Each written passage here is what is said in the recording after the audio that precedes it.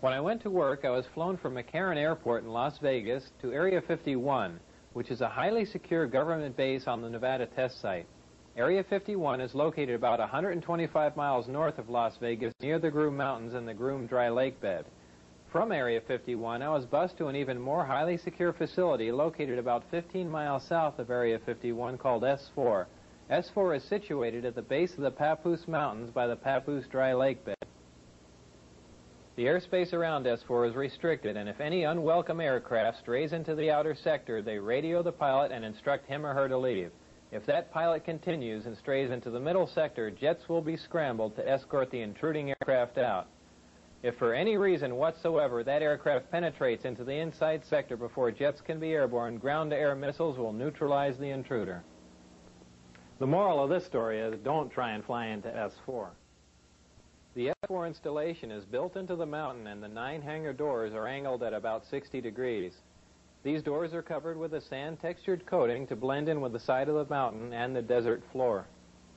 As you can see in this representation, my ID badge had a white background with 1 light blue and 1 dark blue diagonal stripe in the upper left-hand corner. At the bottom of the badge, there were letters and numbers designating various areas, including S4. On my badge, there was a star punch through S4. The back of the ID badge was dark blue with a vertical mag stripe running down one side.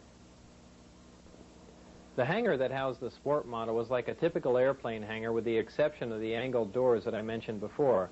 The hangar was equipped with typical tools and extensive electronic equipment.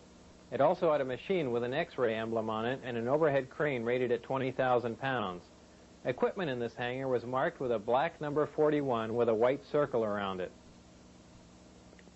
It was outside of this hangar that I saw the sport model tested. Now, when the disk travels near another source of gravity, such as a planet or moon, it doesn't use the same mode of travel that we learned about in our science lessons.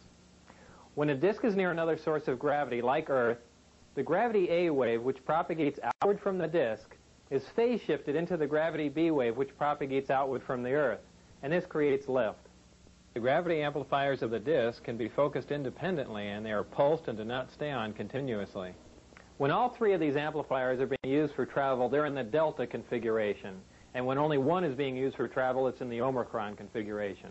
As the intensity of the gravitational field around the disk increases, the distortion of space-time around the disk also increases. And if you could see the space-time distortion, this is how it would look.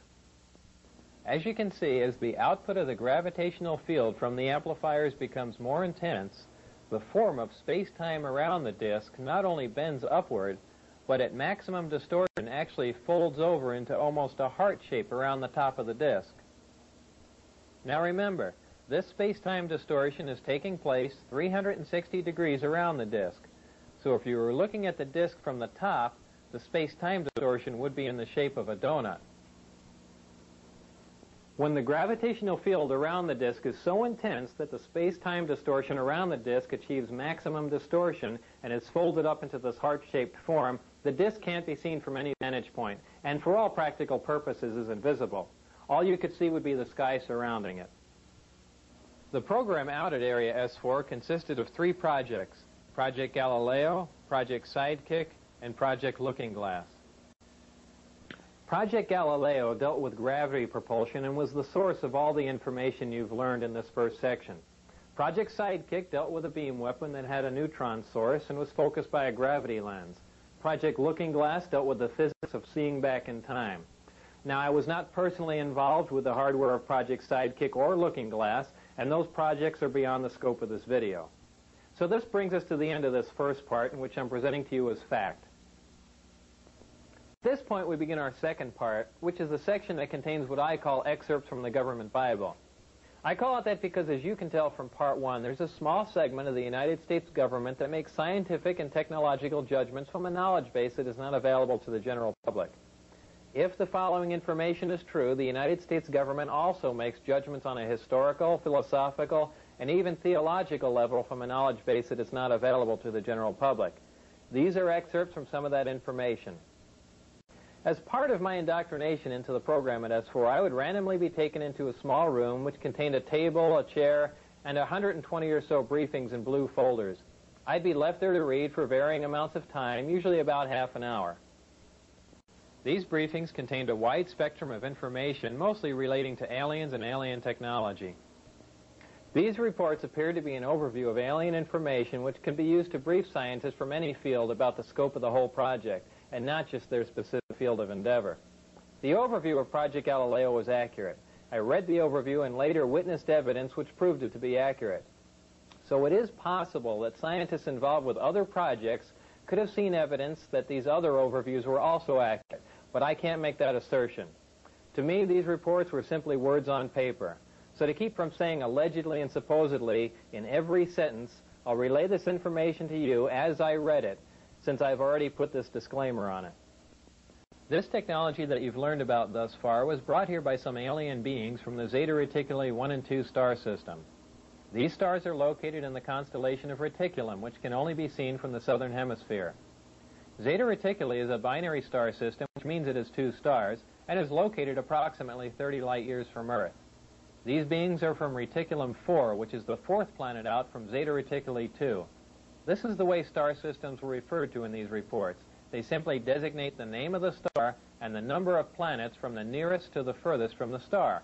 For instance, our Sun was designated as Sol, and the Earth was referred to as Sol 3 because we're the 3rd planet out from the Sun. A day on Reticulum 4 is 90 Earth hours long. The beings are 3 to 4 feet tall and weigh 25 to 50 pounds. They have grayish skin and large heads with almond-shaped wraparound eyes. They have very slight nose, mouth, and ear positions and are hairless. Any dates in the information regarding these beings were written in a 6-digit number which began with 1623. Since I had no idea what the 6-digit number was for the present year, I had no way of calculating when these beings arrived, or at least arrived this time. These beings said that they had been visiting Earth for a long time and presented photographic evidence which they contended was over 10,000 years old. There was an exchange of hardware and information in central Nevada until 1979, at which time there was a conflict which brought the program to an abrupt halt. The beings left, but were to return at a 1623 date, and I don't know what that date is. With the remaining hardware and information, the U.S. government started the back engineering program. In May of 1987, some scientists took an antimatter reactor to an underground blast facility on the Nevada test site to perform an experiment.